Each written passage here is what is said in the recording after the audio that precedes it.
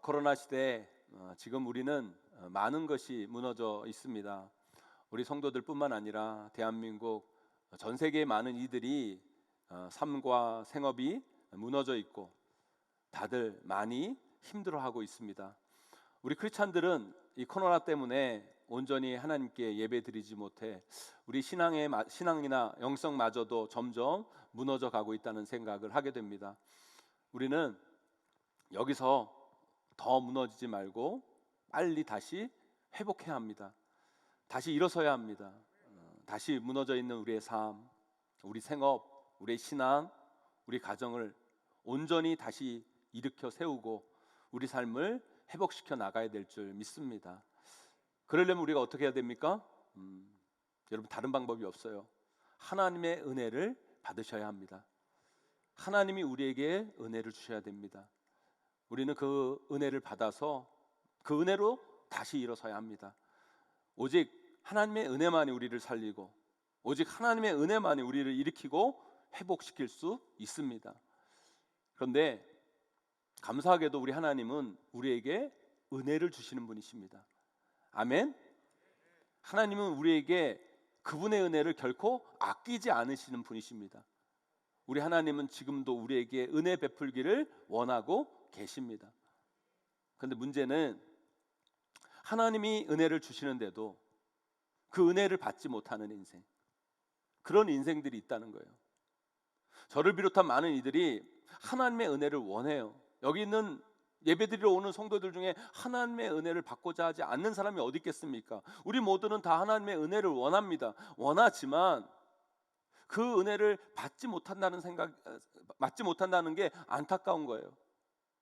우리에게는 은혜가 필요한데, 그리고 우리는 그 은혜를 원하고 있는데 실상은 우리는 그 하나님의 은혜를 받지 못하고 누리지 못하고 그 풍성한 은혜 가운데 거하지 못한다는 거예요.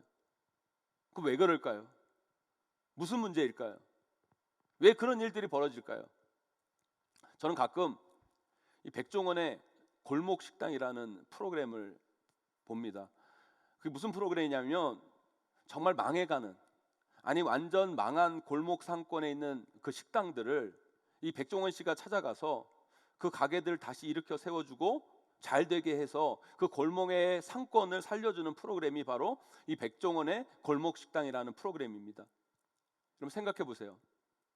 거의 망해가는 식당에 한국 요식업계의 최고 고수라고 할 수 있는 백종원 씨가 찾아가서 메뉴부터 시작해서 위생, 경영, 맛, 여러 가지 식당에 대한 문제들을 컨설팅해주고 그것도 공짜로 그 모든 것들을 다 해주는 거예요.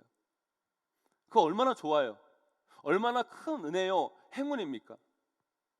우리 교회 다니시는 식당 하시는 많은 분들도 아마 이런 생각하실 거예요. 야, 우리 가게에 그 백종원 씨가 한번 와서 컨설팅 해주고 홍보 좀 해줬으면 좋겠다.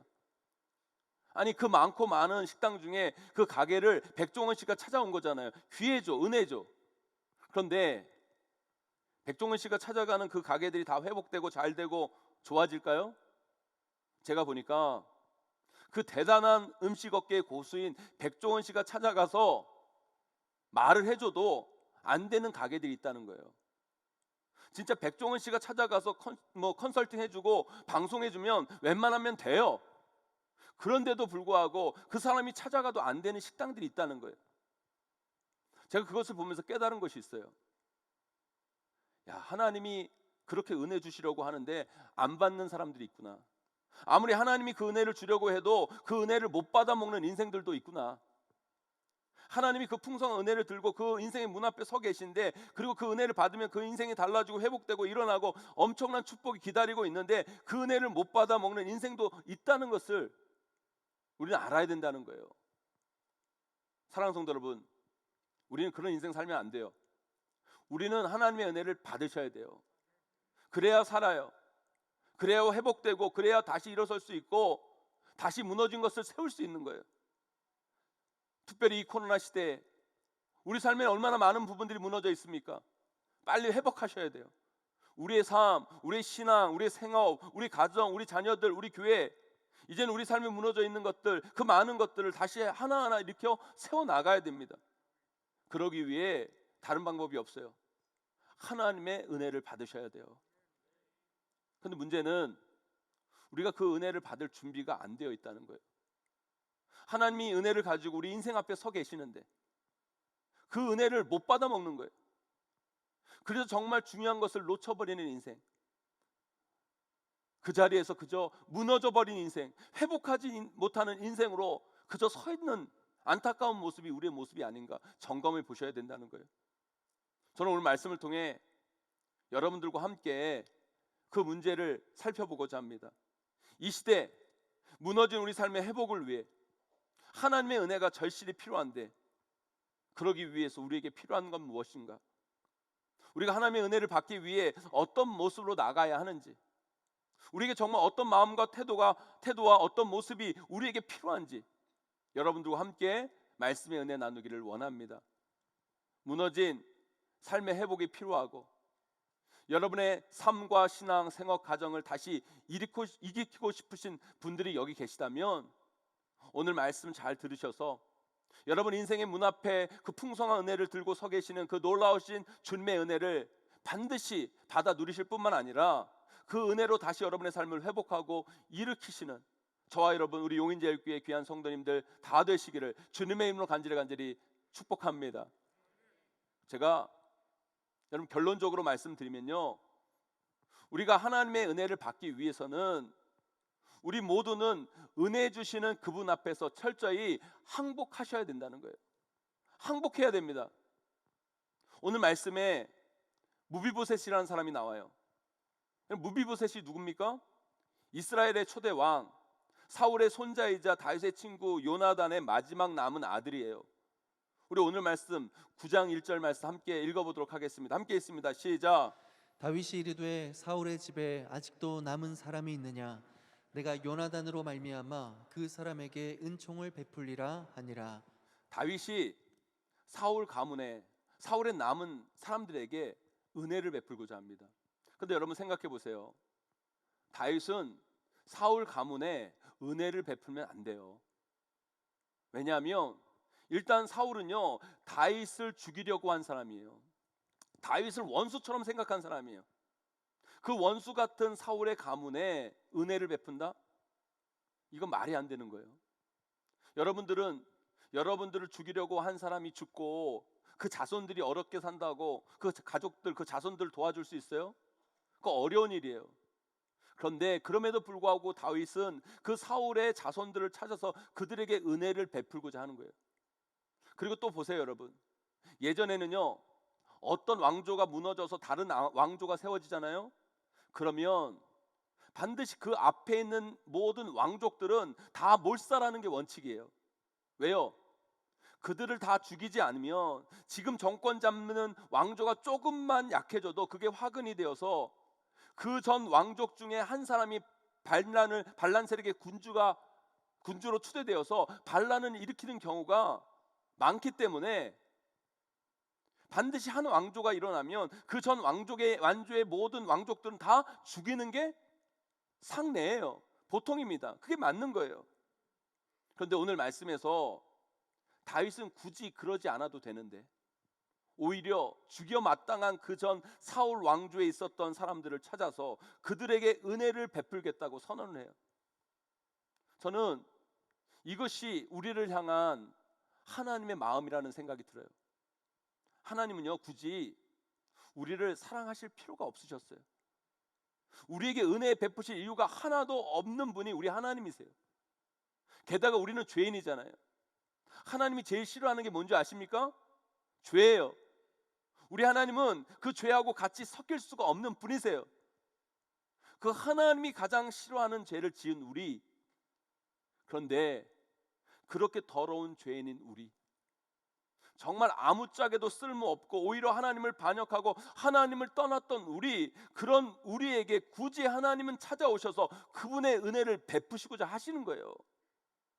마치 다윗이 오히려 다 죽여야만 나는 사울의 가문의 자손들을 어떻게든 찾아서 은총을 베풀려고 한 것처럼 우리 하나님은 죽어 마땅한 죄인인 우리에게 찾아오셔서 우리에게 굳이 그 은혜를 베푸시고자 하시는 거라는 거예요. 다윗은 사울 가문의 자손을 찾아서 은총을 베풀기로 단단히 마음을 먹어요. 그렇게 안 해도 되는데 하기로 마음 먹고 사울 왕조의 사람들을 찾아 나서요. 다윗은 그 사람을 찾으면 은총을 베풀겠다고 선언합니다. 그리고 그들을 찾아 나섭니다. 그런데요, 여러분 그렇게 한번 생각해 보세요. 다윗이 아무리 그 은혜를 주고자 한다고 하더라도 그 은혜를 받지 못하는 경우가 있을 거라고 저는 생각이 들어요. 아마 사울 가문 자손들 중에 이렇게 생각하는 사람들이 있었겠죠. 자기 아버지, 자기 할아버지 사울이 잘못한 건 모르고 사울이 그 아버지, 그 할아버지 사울이 다윗을 죽이려고 하고 괴롭힌 건 모르고, 그것도 다윗이 사울을 죽인 것도 아닌데 다윗 때문에 우리 가문, 우리 왕조가 망했다고 생각하는 사람들, 저 다윗만 없었으면 우리 사울 가문이 이러지는 않았을 텐데 하면서 다윗을 오해하고 아직까지 자신들이 왜 망한지를 모르고 자존심을 내세우면서 고집 부리면서 다윗이 은혜 준다고 해도 그 은혜 필요 없다 라고 외치는 사람들이 분명 사울 가문의 중에는 있었을 거라고 저는 생각이 들어요.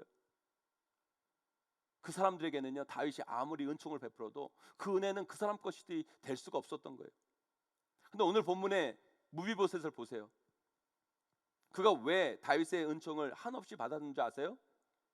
바로 이 무비보셋의 마음 때문이었어요. 그 은총을 향한 그 자세 때문이었다는 거예요. 그 자세가 뭐예요? 그는 은총을 베풀고자 하는 다윗 앞에 철저히 항복합니다. 완전히 엎드려요. 그리고 온전히 그에게 은혜를 구합니다. 우리 오늘 말씀 9장 7절 8절 말씀 읽어보겠습니다. 함께 있습니다. 시작. 다윗이 그에게 이르되 무서워하지 말라. 내가 반드시 내 아버지 요나단으로 말미암아 내게 은총을 베풀리라. 내가 내 할아버지 사울의 모든 밭을 다 내게 도로 주겠고 또 너는 항상 내 상에서 떡을 먹을지니라 하니, 그가 절하여 이르되 이 종이 무엇이기에 왕께서 죽은 개 같은 나를 돌아보시나이까 하니라. 아멘. 여러분, 그래서 오늘 설교 제목이 죽은 개 같은 나예요. 여러분 오늘 설교 제목 보시고 주부에서 보시고 여러분 깜짝 놀라셨죠? 아니, 목사라는 사람이 뭐 저런 욕 같은 것을 설교 제목으로 썼나, 이렇게 생각하셨던 분도 계실지 모르겠어요. 이 말은요, 제 말이 아니에요. 성경에 나온 말이에요. 무비보셋의 자기 고백입니다. 무비보셋은 자신을 표현하면서 이렇게 말합니다. 죽은 개 같은 나. 여러분, 이 말 속에서 보여준 의미가 뭐예요? 무비보셋은 은총을 베푸는 다윗 앞에 완전히 항복합니다. 자신을 죽은 개 같은 나라고 이야기하면서 아무짝에도 쓸모없는 저에게 왜 은혜를 베푸시고자 하십니까? 나는 그런 은혜를 받을 자격이 없는 사람입니다.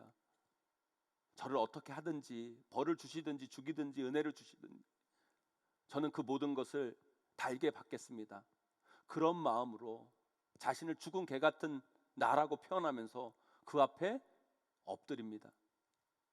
그때 다윗의 그 풍성한 은혜가 무비보셋 인생 가운데 임하고, 버려졌던 무비보셋의 인생, 망가졌던 인생, 무너졌던 무비보셋의 인생은 그 은총으로 말미암아 새로운 빛이 비춰지고 그는 그 은혜로 다시 일어설 수 있는 존재로 세워지게 된 거예요. 사랑하는 성도 여러분, 다 무너져 있고 힘들어하는 우리 인생에도 그와 같은 하나님의 은혜가 필요한 거예요. 그런데 그 은혜가 우리의 은혜가 되기 위해서는 우리도 이 무비보셋의 마음, 이 무비보셋과 같은 마음, 이 항복의 선언이 우리 삶 가운데 반드시 있어야 될 줄 믿습니다. 이게 없으면 아무리 하나님이 우리 인생 앞으로 은혜를 가지고 와도 그 은혜를 우리 인생 가운데 담아낼 수 없기 때문이에요. 우리 하나님 앞에 항복하여 엎드려지지 않으면 결코 우리는 무너진 삶을 다시 세워갈 수 없기 때문인 거예요. 제가 아까 백종원의 골목식당을 이야기하면서 그 골목식당에 나오는 식당들 중에 백종원 씨가 가도 안 되는 식당들이 있다고 그랬죠. 그런 식당들이 어떤 식당인 줄 아세요? 여러분, 골목식당의 프로그램을 보면 이렇게 진행이 됩니다. 일단 백종원 씨가 가서 식당에 여러 가지를 이렇게 살펴봐요. 그 식당의 메뉴, 또 음식을 먹어보면서 그 식당의 맛, 위생 상태, 그 주인의 마음가짐, 뭐 여러 가지를 이렇게 봐요. 그리고 나서 백종원 씨 나름 평가를 합니다. 그리고 주인을 불러서 그 가게가 바뀌어야 할 것, 달라져야 할 것들을 냉철하게, 날카롭게 하나하나 다 이야기해 줍니다. 그러면 그 말을 좀 들어야 할 거 아니에요. 바꿔야 할 거 아니에요. 달라져야 할 거 아니에요, 여러분. 아니, 장사가 안 되고 망해가가지고 한 줄기 뭔가 빛이라도, 뭔가라도 잡으려고, 지푸라기라도 잡으려고 백종원 씨, 그 백종원의 골목식당에 신청을 해서 그 수많은 식당 중에 선택을 받아서 백종원 씨가 와서 이야기를 해주면 말한 대로 좀 해봐야 될 거 아니에요. 근데 백종원 씨가 말하면 아직도 자존심은 남아 있어가지고 자기가 그렇게 할 수밖에 없는 나름의 막 핑계를 대고, 메뉴를 줄이라고 하면 그럴 수 없다고, 안 된다고, 음식 조리를 좀 다르게 하라고 그러면 자기 방법이 있다고 막 우기고, 청소 좀 깨끗이 하라고 그러면 자기는 나름대로 청소했다고. 그럴 거면 왜 백종원 씨를 왜 불렀냐고요, 여러분. 제가 그걸 보는데 제 속이 막 터지면서, 내 식당도 아닌데 내가 막 화가 나면서 나도 모르게 이런 소리를 하게 되는 거예요. 야, 저 식당 아직도 덜 망했구나. 더 망해봐야 정신을 차리지. 아직 정신을 덜 차렸어. 백종원 씨는 아니, 한국에 많고 많은 수많은 식당이 있는데 왜 들어먹지도 않는 저런 식당에 가서 힘을 빼고 있어? 저도 모르게 이런 말을 하게 된다는 거예요. 그 식당은요, 아직 항복이 안 되어 있는 거예요. 자기 자존심에 대한, 자기 생각에 대한, 자기 메뉴에 대한, 자기 방식에 대한 항복이 안 되어 있어요. 그것들에 대해 항복이 안 되어 있으니까 아무리 백종원 할아버지가 와서 도와준다고 해도 안 들어먹는 거예요. 그 가게는 지금 백종원 씨가 필요한 게 아니라 일단 자기 인생, 자기 방식에 대한 항복부터 먼저 해야 그 다음에 풀리지. 그것 안 하면 누가 와도 안 된다는 생각을 저는 그것을 보면서 하게 되더라는 거예요. 사랑하는 성도 여러분, 저는 이게 바로 은혜를 대하는 저와 여러분들의 마음과 모습이 아닌가 생각이 들어요. 우리 입으로 매일 이렇게 고백합니다. 우리 삶이 힘들다, 어렵다, 무너져 있다, 답이 없다, 망해간다. 우리 입으로 우리의 삶을 그렇게 고백합니다. 이야기합니다. 그래서 하나님의 은혜를 구하죠. 하나님 은혜 주셔야 됩니다. 하나님이 도와주셔야 됩니다. 하나님의 은혜를 간구합니다. 그래서 하나님은 우리에게 은혜를 주시려고 우리 인생 앞으로 오세요. 그리고 여러분 인생의 문을 두드리십니다. 근데 우리는요, 그 은혜를 주시는 그분께 자존심을 내세우고 내 방식, 내 생각, 내 고집, 내 주장을 펼치며 내가 하나님의 은혜를 받고 싶은데 그 방식은 아닙니다. 그건 아닙니다. 그렇게 살면 이 세상에 성공할 수 없습니다. 예수님 말씀대로 하면 잘 될 수가 없습니다. 안 된다고 말하면서 계속 자기 인생을 자기 고집대로 주장하며 살아가는 거예요. 그래서 그분도 어쩔 수 없이 우리에게 그 은혜를 부어주지 못하고 여러분 인생 가운데 함께하지 못하고 망설이고 계시는 거예요. 사랑하는 성도 여러분, 오늘 본문에 무비보셋의 인생은 어떤 인생이었습니까? 절망의 상징과도 같은 인생이었어요. 그는 왕의 손자로 태어났지만 그가 5살 때 그의 아버지 요나단과 그의 할아버지 사울왕이 전쟁터에서 죽었습니다.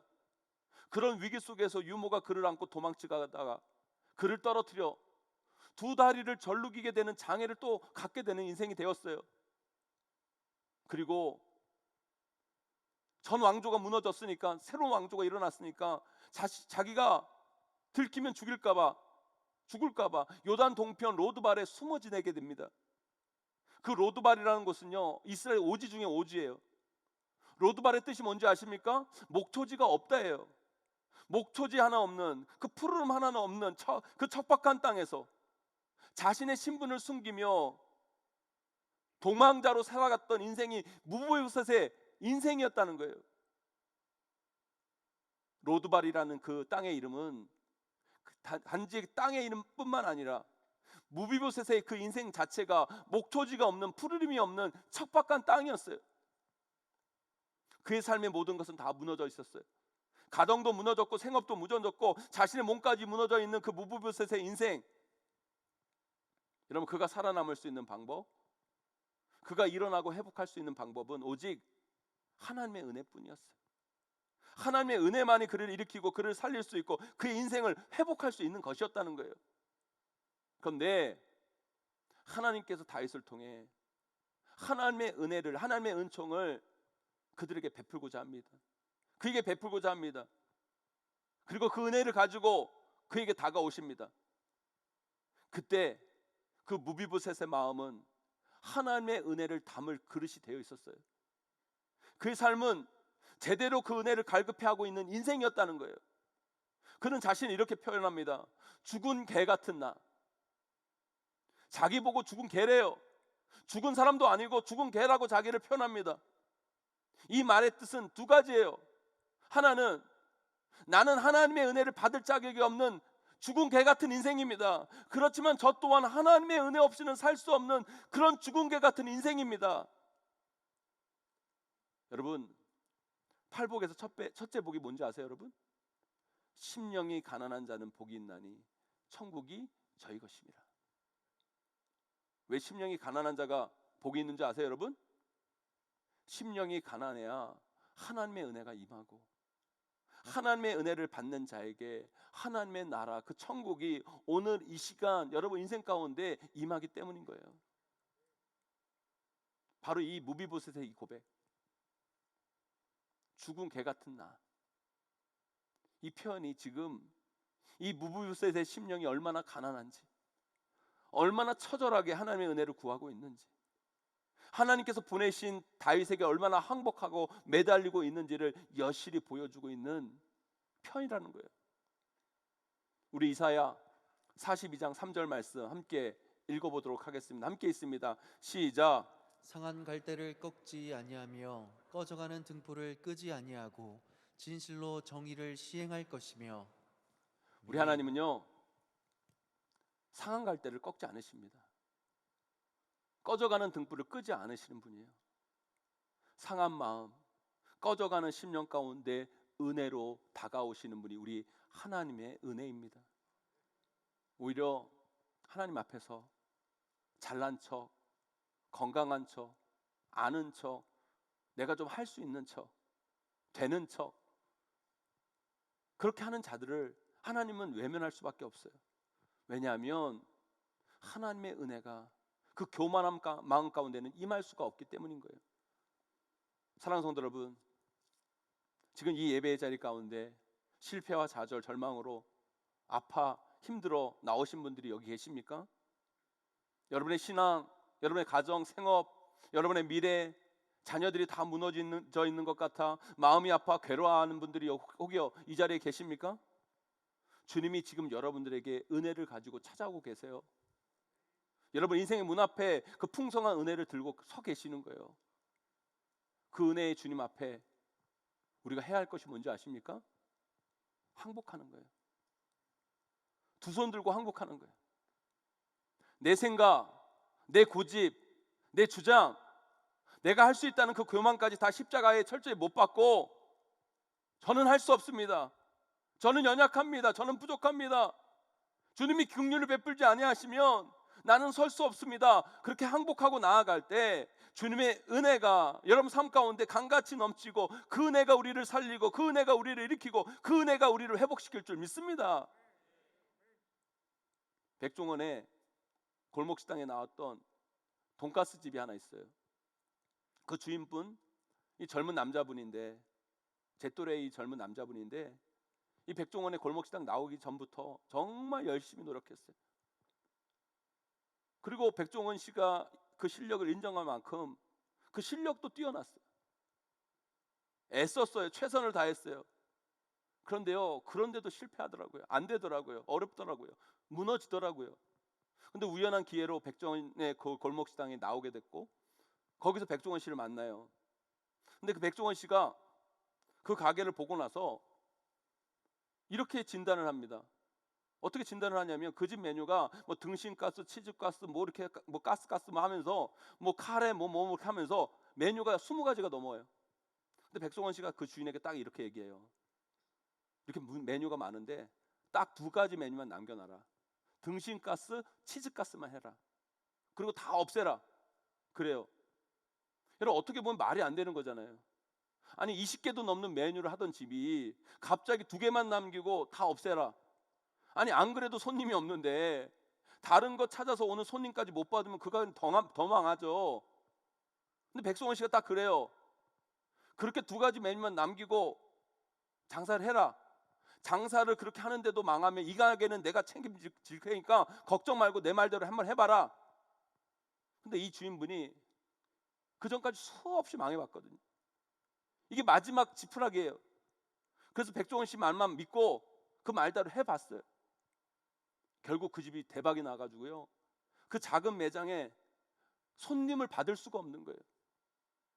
손님이 그 가게에 너무 많으니까 다른 가게까지 피해를 봐서 결국 백종원 씨 도움으로 제주도에 엄청난 돈가스 집을 다시 차리게 된 거예요. 아니 사람 말만 들어도 그 인생이 그렇게 대박이 나는데 우리는 왜 우리 하나님의 말을 그렇게, 하나님의 말씀을 그렇게 우습게 여기고 있나?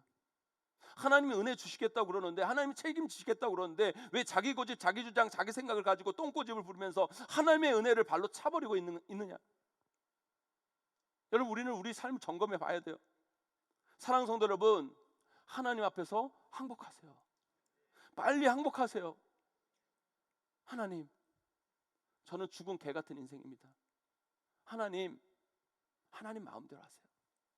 하나님이 날 주관하세요. 하나님 말씀만 하세요. 저는 이제 하나님 말씀대로만 하겠습니다. 저는 이제 나의 인생의 주도권을 하나님께 올려드립니다. 하나님께 항복합니다. 여러분 그렇게 항복하고 나아갈 때 하나님의 은혜는 우리 삶 가운데 강같이 풍성하게 임하고 그 은혜가 우리를 살리고 그 은혜를 통해 우리는 일어나고 회복되는 줄 믿습니다. 그 은혜를 경험하는 저와 여러분 우리 모두가 되시기를 주님의 이름으로 간절히 축원합니다. 하나님의 은혜가 필요하다고 말은 하면서 하나님이 도와주셔야 한다고 기도는 하면서 아직까지 나에게 남아있는 자존심, 나의 고집, 나의 주장, 내 방식 그것을 포기하지 못해서 하나님의 그 은혜를 내 은혜로 만들지 못하는 안타까운 인생이 되지 마세요. 여러분 그런 분들이 여기 계시다면 오늘 이 시간 처절하게 하나님께 엎드리고 항복하는 시간이 되기를 소망합니다. 우리가 찬양할 때 손을 드는 이유가 뭔지 아세요 여러분? 하나님은요 하늘에 계신 게 아니라 지금 우리와 함께 하시기 때문에 손을 하늘로 들 필요가 없어요. 우리가 손을 들고 찬양하는 것은 하나님께 항복을 선언하는 거예요. 하나님, 이 항복의 마음으로 제가 나아갑니다. 주님께서 마음대로 하세요. 주님이 나를 이끌어 주세요. 주님이 나를 만져 주세요. 나의 이 손을 꼭 잡으시고 나를 이끌어 주시고 나를 회복시켜 주시고 나를 세워 주시옵소서. 그 마음이 은혜 받을 마음이고 그 마음으로 나아갈 때 우리는 주님이 주시는 그 놀라운 회복의 은혜를 우리 삶 가운데 반드시 경험하게 될 줄 믿습니다. 이 힘들고 어려운 시대 여러분 어렵다고만 하지 말고 힘들다고 울지만 말고 하나님 앞에 철저히 항복함을 통해 우리를 일으키시는 그 하나님의 은혜를 받아 안고 다시 일어나 이 세상을 향해 하나님의 위대함을 선포하고 증거해 나가시는 저와 여러분 우리 모두가 다 되시기를 주님의 이름으로 간절히 축원합니다. 사랑하는 성도 여러분, 얼마나 힘들고 어려운 인생길을 살아가고 계십니까? 여러분, 우리에게는 주님의 은혜가 필요해요. 우리의 고집, 우리의 주장 내려놓고 주님 앞에 항복합시다. 우리 삶의 주도권을 주님 앞에 내어놓읍시다. 그래야 하나님의 그 은혜가 내 은혜가 되고 우리의 은혜가 됩니다. 그 은혜로 다시 일어나고 다시 세워질 수 있는 우리 모두가 다 되시기를 주님의 이름으로 간절히 축원하고 축복합니다.